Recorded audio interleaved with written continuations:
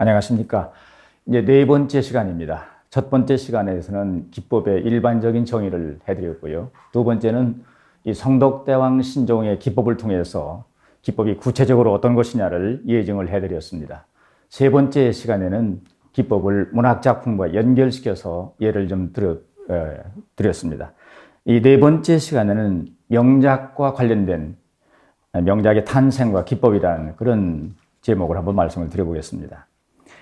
흔히 그 명작을 얘기하면 이렇게 얘기합니다. 철학성과 예술성을 겸비해서 철학성과 예술성을 조화와 통일시킨 작품이 명작이 된다.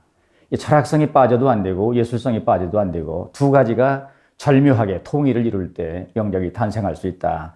이런 얘기입니다. 그런데요, 그 명작을 탄생시키기 위해서는 철학성과 예술성 못지않게 중요한 요소가 있습니다. 그것이 바로 기법입니다. 아무리 훌륭한 철학성도 아무리 훌륭한 예술성도 기법의 힘을 빌리지 않으면 전달할 방법이 없습니다. 그래서 명작 속에는 반드시 그 명작을 탄생시킨 신비의 기법이 있습니다. 그 신비의 기법을 지니고 있는 작품들이 세계적인 명작의 반열에 들어갔다. 그렇게 얘기할 수가 있고요. 세계 명작 또는 노벨상을 탄 작품들을 분석을 해보면 하나같이 예외 없이 훌륭한 기법들이 내재해 있는 것을 알 수가 있습니다. 작가의 입장에서 얘기하면 명작은 훌륭한 기법을, 새로운 기법을 통해서 창조된다, 태어난다. 그렇게 얘기할 수가 있습니다. 따라서 명작은 훌륭한 창의적인 새로운 기법을 통해서 나타나고 그런 기법을 구현시킴으로써 명작의 반열에 오를 수가 있다. 그런 말씀을 드릴 수가 있습니다. 그런데 제가 첫 번째, 두 번째, 세 번째 이야기를 하면서도 간간히 드린 말씀이 있는데 문학작품은 일반 성덕대왕 신정과는 다르게 모든 기법과 내용과 의미가 사실은 언어화 기법을 통해서 전달된다. 언어를 통해서 기법이 전달된다. 그런 말씀을 드렸습니다. 그걸 여러분들이 유념해 주시길 바라겠습니다. 갈등의 기법 또는 통합의 기법 또는 성격 창조의 기법이 있다 하더라도 이건 물질로 만드는 것이 아니라 형태가 있다 하더라도 그것을 언어의 의미로 바꿔줘가지고 기법의 기능을 실현시킵니다. 이것은 언어화 기법이라고 하는데 문학작품은 특별히 모든 작품은 이런 언어와 과정을 통해서 기법을 실현시킨다. 그 말씀을 드립니다. 일반적으로 이 명작은 세 가지 조건을 둡니다. 첫 번째가 보편성입니다.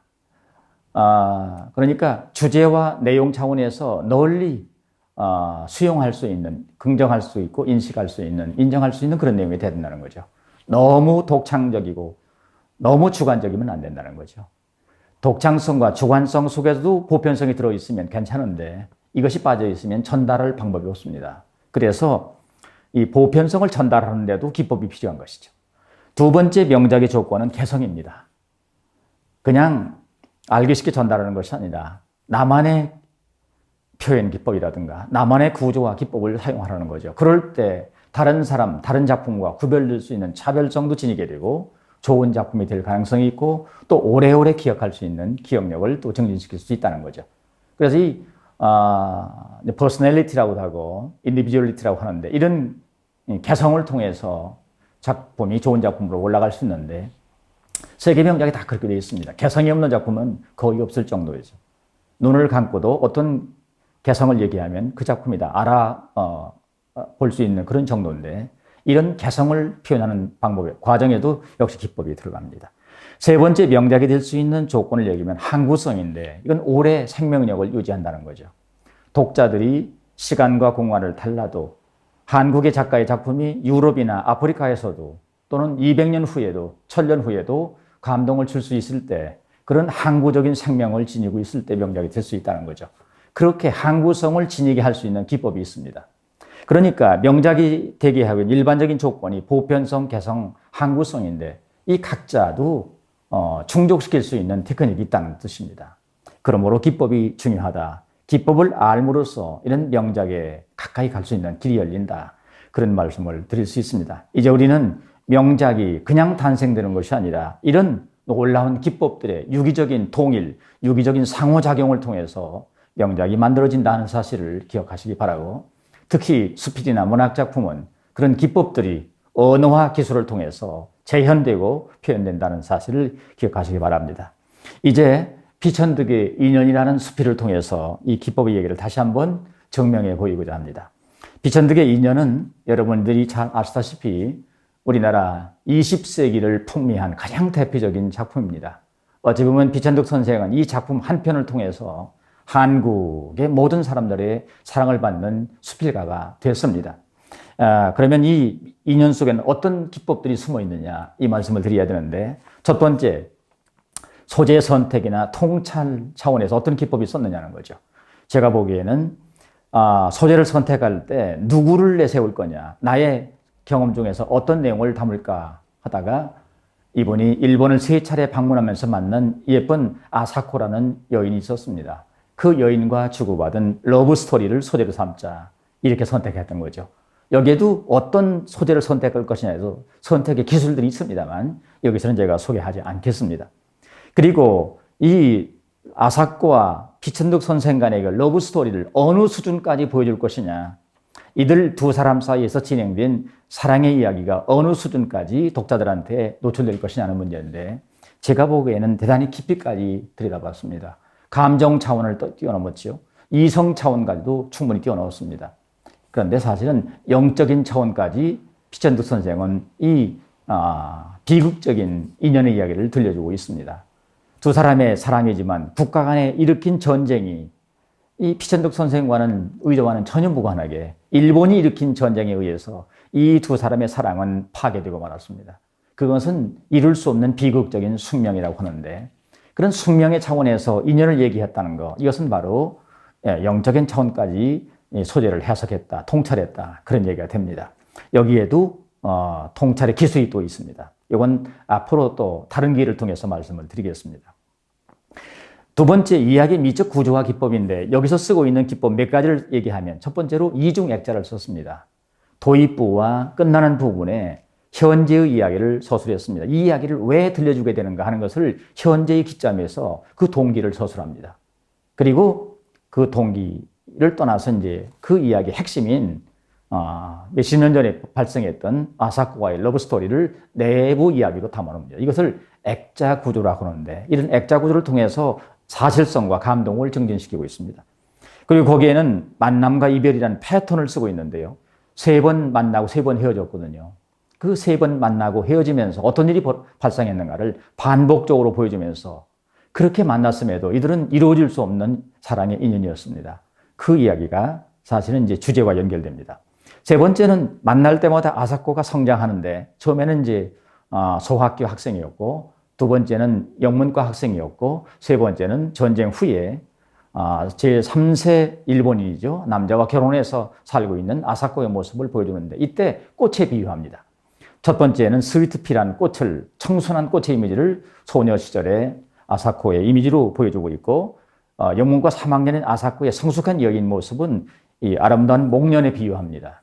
그리고 세 번째는 이미 시든 백합과 같은 그 아름답고 청순했던 여인이 전후에 일본인도 아니고 미국인도 아닌 이 일본인 3세와 결혼해서 참 시든 백합처럼 살고 있다, 이런 얘기를 보여주고 있는데, 이런 것도 있고요.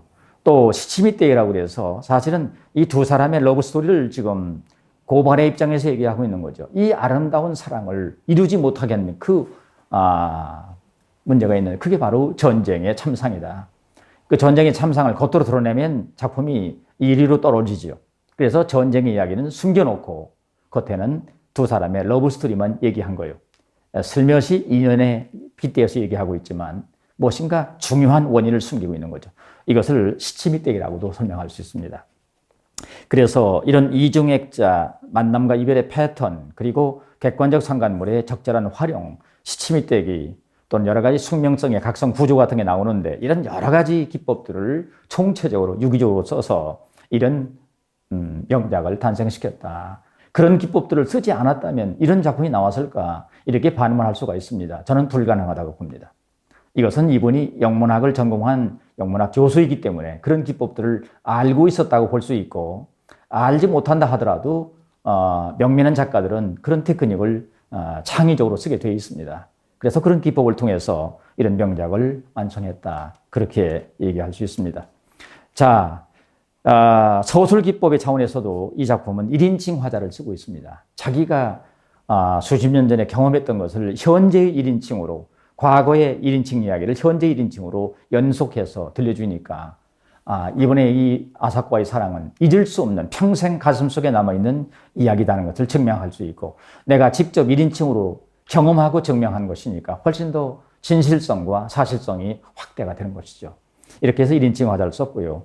이야기의 배면에는 변증법적인 로고스의 구조가 깔려 있습니다. 로고스는 수사학의 용어인데 정반합의 논리를 통해서 모르는 사실을 깨달아가게 하는 그런 논리를 바탕에 깔아놓고 주제를 완성했다. 그런 뜻이 되겠습니다. 그 외에도 여러 가지 수사법이 쓰고 있습니다. 이렇게 소재 선택과 통찰의 기법이 쓰였고, 이야기를 또 예술적으로 구조하는 미적 구조화 기법이 쓰였고, 조율적으로 작가 이야기를 전달할 수 있는 소설과 수사법을 활용하고 있다. 이렇게 했기 때문에 이런 기법들의 도움을 통해서 한국인들을 감동시킨 지금까지도 한국 수필사상 유례가 없을 만큼 가장 많이 팔린 작품, 많이 읽힌 작품으로 손꼽히고 있는 것이 아닌가, 이렇게 말씀을 드릴 수가 있습니다. 네, 수고하셨습니다.